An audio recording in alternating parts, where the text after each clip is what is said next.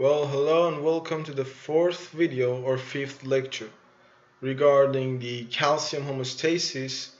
This lecture I think was given by Professor Pani, if I'm not mistaken. And well, this lecture is mainly about when we have a calcium influx, which means entry of the calcium to the cytoplasm of the cells, and then what happens afterward, that how the cell deals with this calcium concentration in the cytoplasm, and at the very end how the cell gets rid of the excess of calcium concentration in the cell. Now the slides are not arranged in a very understandable order, so I'm gonna go with a kind of alternative order. I'm gonna come back and I'm gonna talk about the very first slides because I think they make sense when you actually finish the lecture. You understand everything and you can come back at the very beginning of the lecture, and the very beginning of the lecture is kind of like a summary. So you can see all these antiporters, all these pumps, transporters, channels, and you don't exactly know what's happening here. But if you break it down, this lecture is actually one of the easiest and one of the most interesting lectures of all. Before we start talking about the process of the entry of calcium ions into the cell, that what processes need to happen that calcium enters the cell. First, it's good to know why do we need such a calcium concentration in the cytoplasm of cells. Well, there can be different reasons. For example, in case of muscle cells, we need the high calcium concentration for muscle contraction. The calcium ions, as I mentioned in the previous video, helps the release of neurotransmitters. The calcium ions also help the proliferation of T cells. So we need the increase of calcium concentration in the cytoplasm of cells for a variety of reasons. So let's get to how the calcium concentration inside the cell increases, which is the first step. Now you can see here that there are two main type of channels in the cells, calcium channels actually. There are some channels which are located in the cell membrane of the cells, and there are some calcium channels which are located on the membrane of organelles in the cells. Now these organelles in the cell, which is bound by this purple ring, they contain a high concentration of calcium, about 1 millimolar, and the concentration of calcium outside the cell is about 2 millimolar, which is again high. Whereas the concentration of calcium in free cytoplasm of the cell is about 100 nanomolar. So millimolar, nanomolar, a great difference. Now what we need, as we said, we need a rapid increase in concentration inside the cytoplasm of cell. So there are two main ways for that to happen. Either we're gonna import these calcium ions from the extracellular matrix via these cell membrane bound calcium channels, or via the calcium channels on the membrane bound organelles. And these membrane bound organelles in specific, we're talking about endoplasmic reticulum in case of all cells, and sarcoplasmic reticulum in case of muscle cells. Now, what are the differences between these channels? As we talked about channels, and I think you remember from the previous videos, we have different types of channels based on the trigger, based on what they can trigger them. We have voltage gated channels, we have ligand gated channels, we've got membrane stretch gated channels, and we've got intracellular ligand gated channels. So the channel, the calcium channel, which is located on the cell membrane, can be either voltage gated, ligand gated, or it can even be membrane stretch gated. So the channel, the calcium channel on the cell can be any of these three. Whereas the calcium channel on the organ, on the membrane of the organelle, for example, let's assume this is ER, the calcium channel on the ER can only be an intracellular ligand-gated calcium channel. So why do you think it cannot be a voltage-gated calcium channel? Well, there's a reason, and it's written here. It's just that it's not written in a very understandable way. You see, the calcium channel, which is located on the cell membrane, is powered by electrical and chemical gradient. Why? Because if you remember, the cytosol of the cell, inside the cell, in normal state, in resting state of the cell, is always usually more negative comparing to the outside of the cell.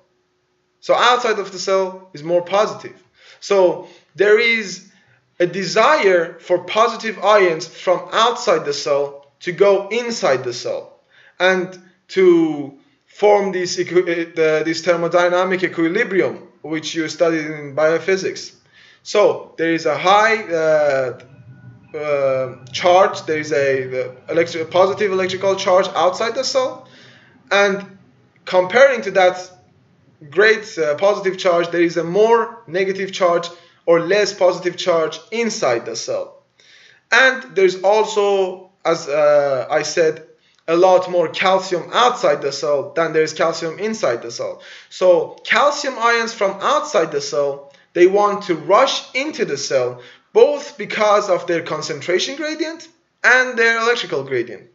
Whereas in case of membrane-bound calcium, whereas in case of organelle membrane-bound calcium channel, because the organelle itself is within the cell, the charge difference is roughly equal.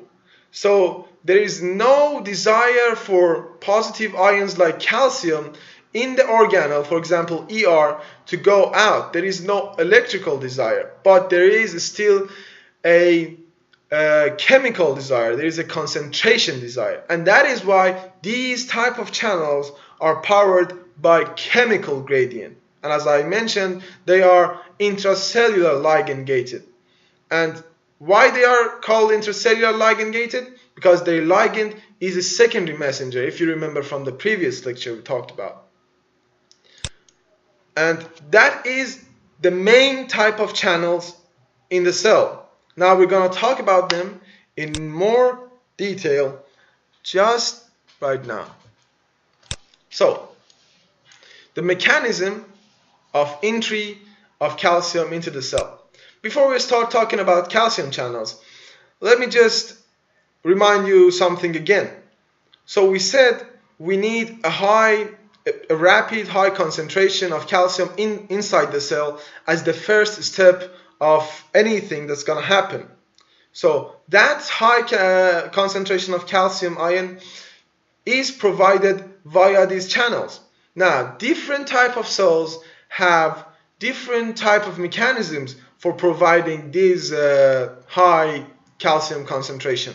But there is a mechanism which is shared in all cells, the IP3 dependent calcium-induced calcium release. Now, why is it called IP3 dependent? Because the very first step of activation of this pathway is the binding of a ligand to a specific membrane-bound receptor. Now, what is this ligand and what is this receptor? We're going to talk about them in detail when we reach the lecture which is about G protein coupled receptor. So you can assume that this is a G protein coupled receptor, this is its ligand, and they bound, and there's a pathway which leads to the formation of IP3. You don't need to know the pathway right now. We're going to talk about it in G protein coupled receptors. But when IP3 is generated now, then the IP3, which is now inside the cell, in the cytoplasm of the cell, goes and binds to the IP3 receptor, which is located on the membrane of endoplasmic reticulum. Again, we're talking about all type of cell. This mechanism is for all type of cell. And when IP3 binds to the IP3 receptor, what happens is that IP3 receptor, because it is an ion channel, it will undergo conformational change and it will open. And the high calcium concentration in the endoplasmic reticulum will go out to the cytoplasm of the cell. And at the very beginning, the very low concentration of calcium outside the cell will affect an IP3 receptor and will cause the production of more calcium. So at the first stage of this whole IP3 the activation, we can see the more calcium goes out, the more the calcium itself will cause the release of calcium. That's why it's called calcium-induced calcium release. But when we have got a lot of calcium in the cytoplasm, the effect will be the exact opposite. So when there's a lot of calcium, the going out of calcium into the cytoplasm will be inhibited. So when we have calcium inducing calcium release, it is called positive feedback, because the more calcium is produced, the more it will promote its production. But when we've got calcium inhibiting the IP3 the receptor, when we have got calcium not letting calcium ions coming out, this is called negative feedback. So we just talk about positive and negative feedback in these cases too. And that is why it's called IP3 dependent calcium-induced calcium release. What about in case of neurons and cardiac muscle cells? Well, in case of neurons and cardiac muscle cells, we don't have that specific ligand receptor membrane, G protein coupled receptor thing. We've got a calcium channel on the membrane of the cell. So we've got a calcium channel on the membrane of the cell, and this calcium channel can be either ligand gated or can be voltage gated. You can see here the appropriate trigger for this channel can be either depolarization, which is voltage, or ligand. And when this cell membrane bound calcium channel is activated, calcium will rush into the cell.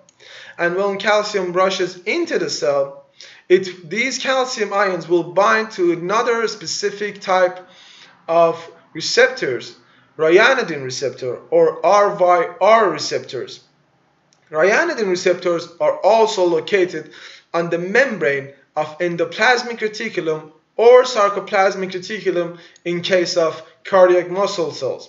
Now, what is sarcoplasmic reticulum? You will study about it in detail in histology, but for now, you can just bear in mind that sarcoplasmic reticulum is a specific form of endoplasmic reticulum found in muscle cells. Now, what happens when calcium binds to this ryanodine receptor? It will cause its activation, the conformational change is going to happen, the opening of the channel, the calcium concentration in the cell will start rushing out to the cytoplasm. Again, we'll have a positive feedback at the very beginning of these stages, and a negative feedback when there's a lot of calcium in the cytoplasm. And that is in case of neurons and cardiac muscle cells, or the other name for cardiac muscle cells is myocytes of heart. Now, what about skeletal muscles? Well, in case of skeletal muscles, we don't have a calcium-induced calcium release. So we won't observe a positive and negative feedback. We will have a conformational coupling. And what is that?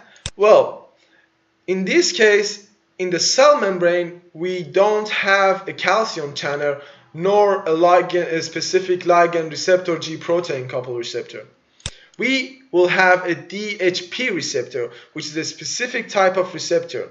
And this DHP receptor can be activated via depolarization. So it is a voltage-gated receptor. It is a voltage-gated receptor. And when it is activated, the cytosolic part of DHP receptor, the part you can see is in the cytoplasm, will undergo conformational changes and will act as a ligand for the ryanodine receptor. So when the DHP receptor in this case is activated, the part of the DHP receptor in the cytoplasm will function as a ligand for this ryanodine receptor. And this ryanodine receptor in case of a skeletal muscle is different from the ryanodine receptor in case of neurons and cardiac muscle cells. First of all, because of its ligand, and second of all, we don't see a positive and negative feedback. But the mechanism itself, which is letting go of the calcium ions, is the same. So at the very end, again, we'll have the rushing of calcium ions out of the sarcoplasmic reticulum to the cytoplasm. Now, before we continue, there are two phrases which you probably know, but I'm gonna tell them again anyway. Influx and efflux. Influx means going in. For example, when I say influx of calcium ions occur when the cell membrane bound calcium channel is activated, I mean calcium ions from the extracellular matrix go in the cytoplasm. That is influx. The opposite way is efflux, when something is going out of the cell. Okay, so far we've said that how calcium ions can influx to the cytoplasm of the cells, so that how we'll have an increase in calcium concentration in the cytoplasm.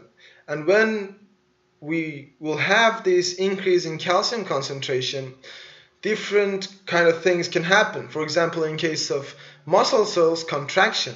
Now that these calcium ions have performed their action, the cell needs to get rid of the excess of calcium ions. So the cell doesn't need calcium ions anymore. It needs to get rid of them. And how is that possible? Mainly via two transporters, a sodium calcium antiporter and the calcium plasma membrane calcium ATPase, which, if you remember, we talked about both of them in the lecture regarding transporters, but we're going to talk about them again. So, the very basic things that we already talked about. Plasma membrane calcium ATPase is a P-type active and so primary type of transporter. What we mean by primary active, we mean that it undergoes direct ATP hydrolysis in order to perform its action. What we mean by P-type, we mean that when this channel is doing its action, it's getting phosphorylated covalently by ATP. Whereas sodium calcium antiport is a secondary or a coupled transporter, which it means that it doesn't use direct ATP hydrolysis. And when it's an antiporter, it means that simultaneously the transporter or the antiporter transports ions in different directions, again simultaneously. So if both of these transporters are responsible for getting rid of calcium which is within the cytoplasm, or efflux of calcium, as we said, what is the difference between them? Why do we need both of them? Well, that is because of a concept called affinity and capacity. One of them works with a high affinity and a low capacity, and the other works the opposite way, and we need both of them. Why? Well, let's begin with the plasma membrane calcium ATPase. The plasma membrane calcium ATPase has got a small capacity. What it means is that in a certain period of time, for example, let's say in 1 minute, there are very few calcium ions that this pump can pump out. So in that case, it's not very efficient. It's not doing a lot of work. the calcium ATPase is not doing a lot of work, but it is doing its work constantly, and that is called high affinity. What high affinity means is that the affinity of this transporter toward calcium is high. So no matter how much of calcium concentration we have in the cytoplasm, even it is very, very low calcium concentration, like 100 nanometer, this pump will still be active. So the thing about plasma membrane calcium ATPase is that it is not that efficient. In a certain period of time, it works with a small capacity, but it is always, usually almost always active. So it has got a high affinity. And that means it's an electroneutral transporter. What we mean by electroneutral is, well, as we said, the inside of the cell, the cytoplasm, is usually more negative from outside, the extracellular matrix. And what this pump does is that it keeps the things the way they are.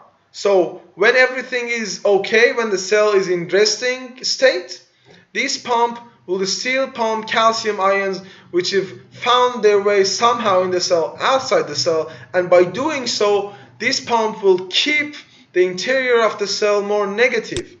So it will keep the whole situation neutral. That's why it's called an electroneutral pump or transporter. Whereas this other one is an electrogenic. And why is it an electrogenic? We're going to talk about it right away. But first of all, as we said, it works in some ways the opposite of plasma membrane and calcium ATPase. Why? Because it works with a low capacity. So it is not working, it's not always working.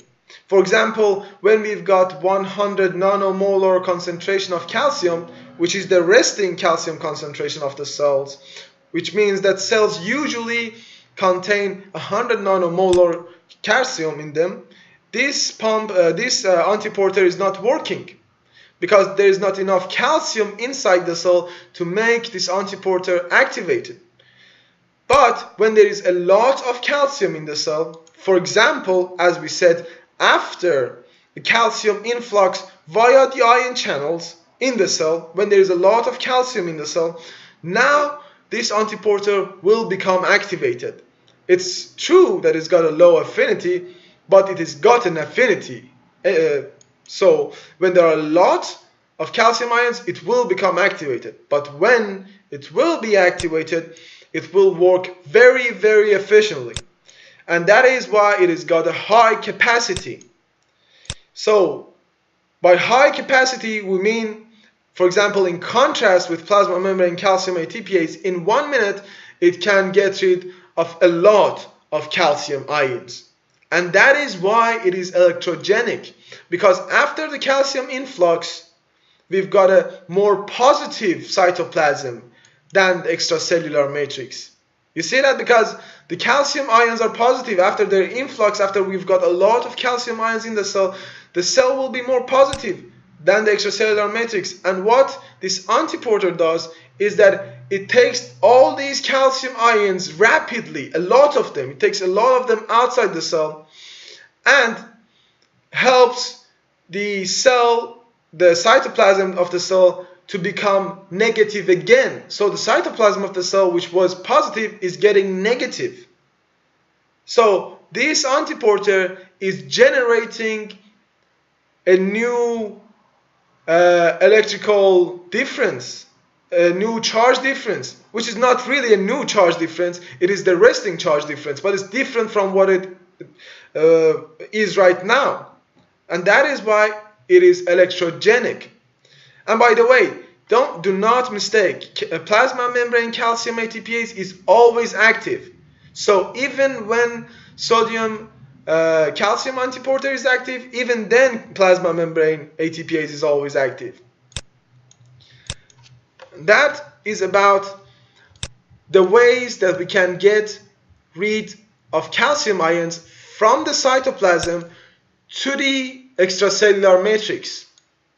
And by the way, there is an important protein calmodulin, which helps the regulation of this plasma membrane calcium ATPase. So calmodulin helps the regulation of plasma membrane calcium ATPase. And when is the calmodulin activated? When it binds to calcium. So when we've got a lot of calcium inside the cell, these calciums, which is after the influx, these calcium ions will bind to calmodulin. The concentration of calmodulin will rise, and it will cause the higher rate of action of calcium pumps, which at the very end will cause in the lower concentration of calcium, which is the resting calcium concentration of the cell. Now, here you can also see a nice graph about what we said, high affinity and the affinity and the capacity. As you can see here, this graph is just about affinity. So when we have a transporter working with high affinity, which means it's working no matter how much our calcium concentration, actually it matters, but it matters very small. So it is usually always working. As you can see, even when the cytosolic free calcium concentration is 100 nanomolar, a transporter with high affinity is working. But a transporter with low affinity doesn't work. The low affinity transporter starts working from the 1000 cytosolic free calcium concentration. The opposite way is for the capacity. The capacity is that when they will be active, when the affinity will eventually cause the activation of these transporter, a high capacity transporter will work way more efficiently than a low capacity transporter. Transported speed will be way higher. And now here we have digoxin, which is a drug. If you remember, we talked about digitalis and the other drug, digitalis and the other one in the first video. The action of digoxin is somehow exactly the same. So what digoxin does is that it inhibits the action of sodium-potassium pump, exactly like digitalis. And what happens then is that sodium concentration, that electrochemical sodium gradient that we need in order for the sodium-calcium antiporter to work will not be maintained. So if we don't have this sodium electrochemical gradient maintained, the sodium-calcium antiporter will not be functional. And when the sodium-calcium antiporter is not functional, it cannot get rid of the excess of calcium. So calcium ions will stay in the cell for a longer period of time. And in case of, for example, heart muscle cells, they will cause a prolonged contraction of heart muscle cells. So they improve the contraction of heart muscle cells in case of patients with heart problems.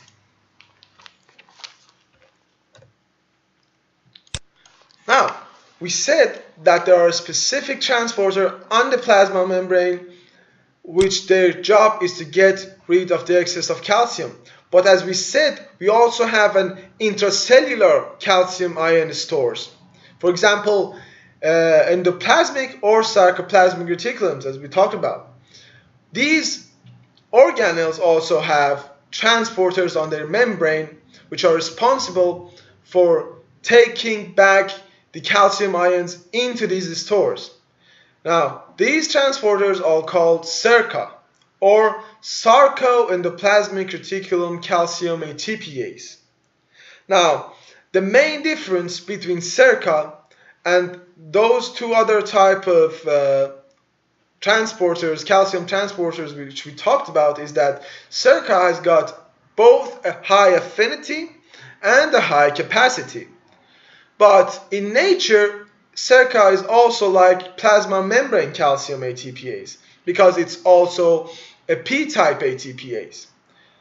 But, well, keep in mind that in each cycle, silica imports 2 calcium ions to the lumen of ER or SR, whereas in each cycle, plasma membrane calcium ATPase exported 1 calcium outside the cell. And now you can see here some information about CSQ and CR, which I do not think are important, and I wouldn't recommend to memorize.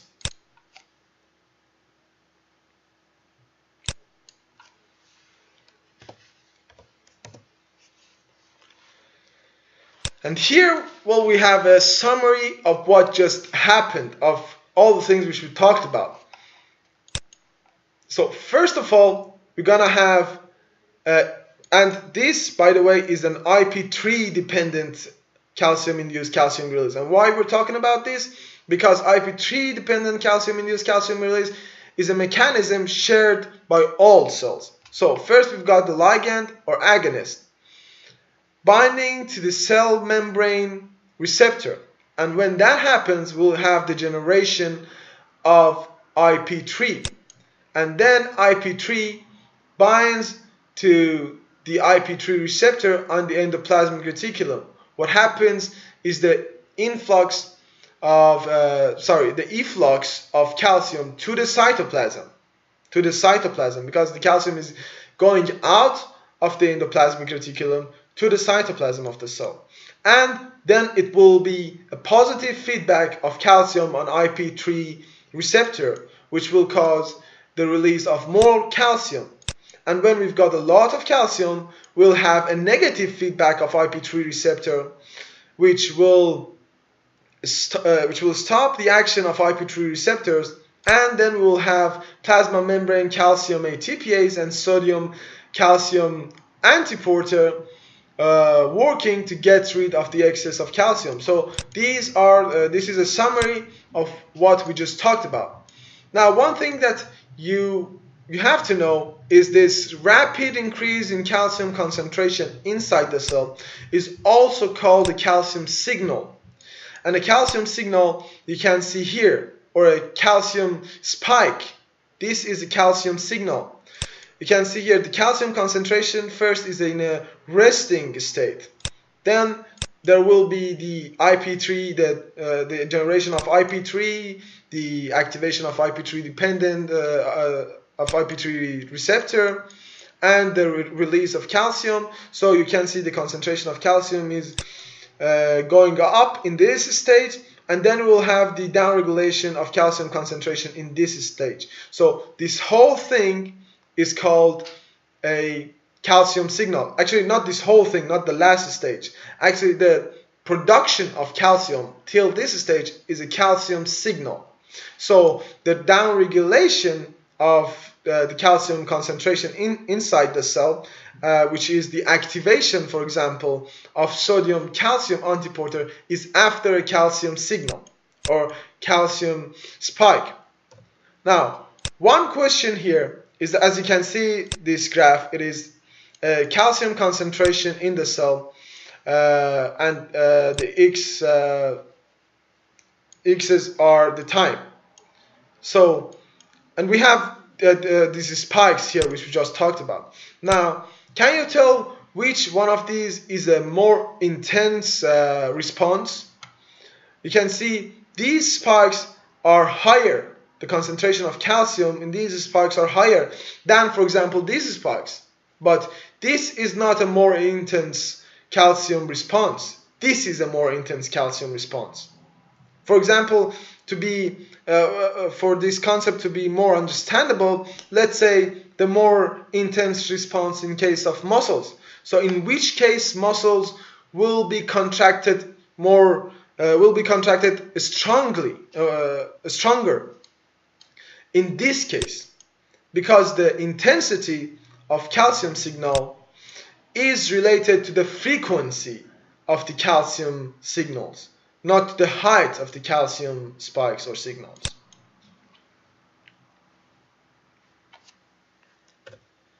And here is a very important protein to talk about. Although you see calmodulin, which is the protein we're going to talk about, in a lot of places. You're going to see it in this cell biology, you saw it in medical chemistry, you're going to see it later in other lectures, but I haven't seen a direct question about it, but they put a lot of effort and focus on these concepts, so I'm just going to give you a basic knowledge about it for now. Calmodulin is a cytosolic calcium binding protein. So it's in the cytosol and it binds calcium, and it's formed of EF hands. This structure you can see is an EF hand. So it is formed by EF hands, and each calmodulin protein can bind to 4 calcium ions. And when calcium ions bind to the calmodulin, we will have calcium calmodulin complex, which is the active form of calmodulin complex. And this calcium calmodulin complex will itself cause the activation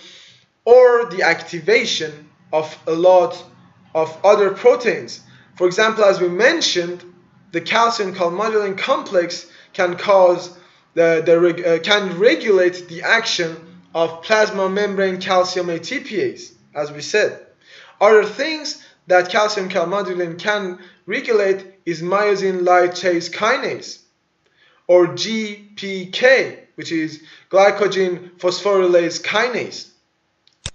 And I wouldn't suggest knowing more about calcium calmodulin, but as I said, if you find time, why not?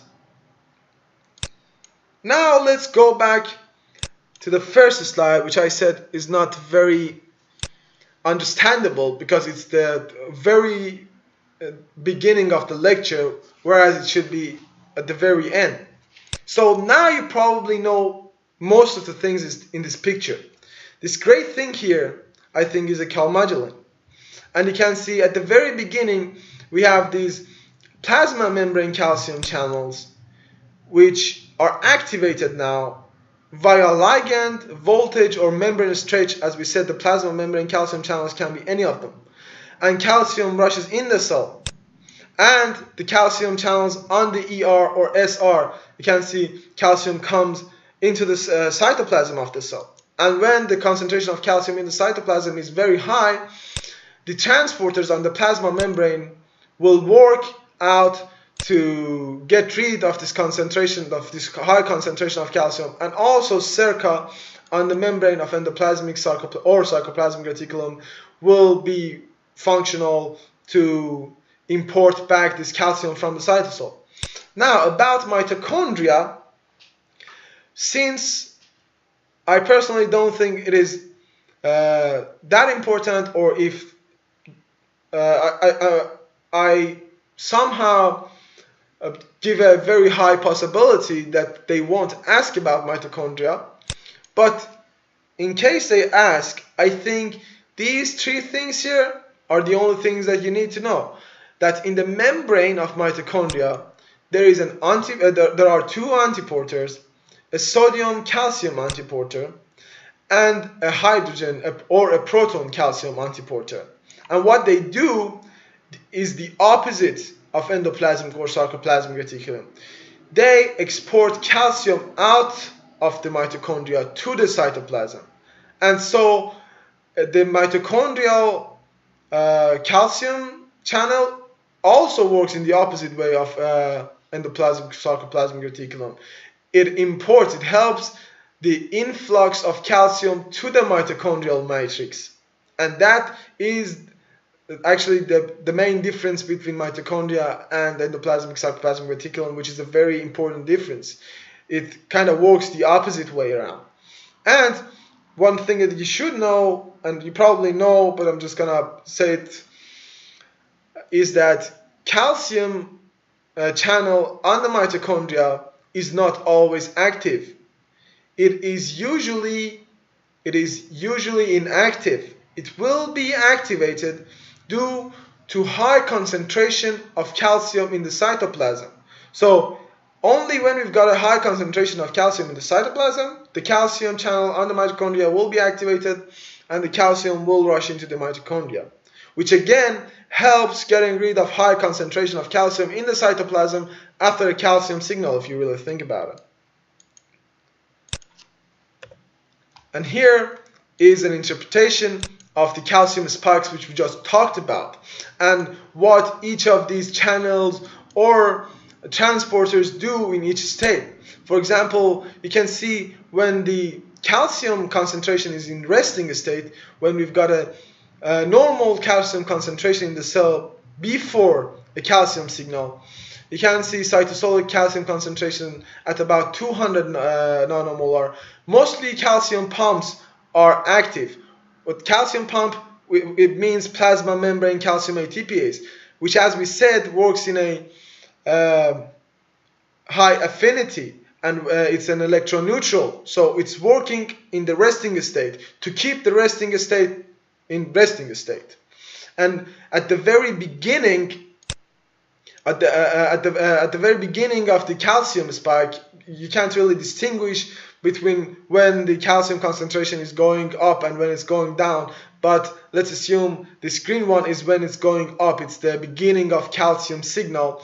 We've got the generation of calcium signal via channels, the channels which we talked about on the cell membrane or on the endoplasmic sarcoplasmic reticulum. Or in case of, for example, a skeletal muscle, if you remember, we talk about the ryanodine receptor, which is coupled with DHP. And when the signal is produced, we need to get rid of the calcium. After the signal, we'll have the termination of the calcium signal, mostly via active pumps or exchangers.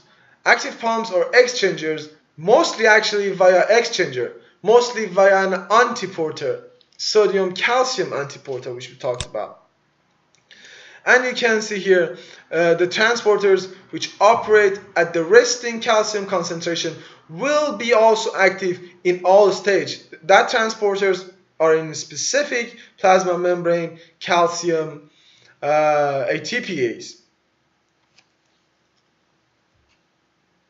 Right during, and well, again, when we want to get rid of this calcium just after the signal, we need the sodium calcium antiporter.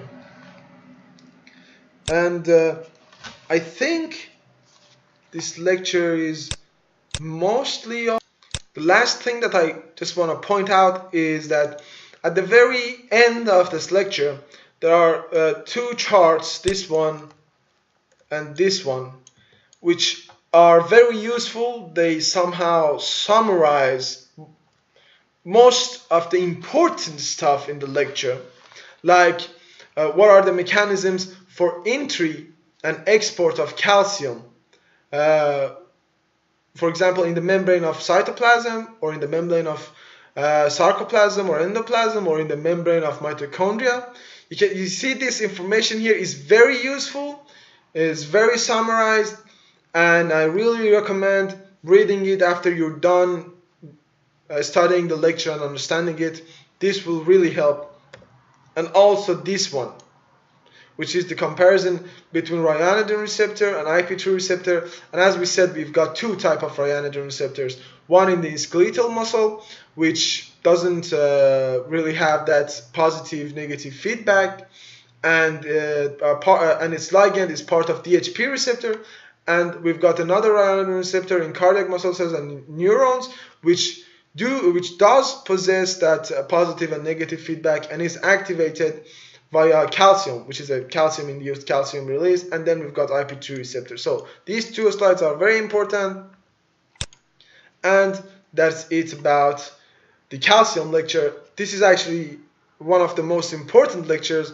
I really recommend studying this lecture. It's really going to help you in the exams. And see you in the next lecture.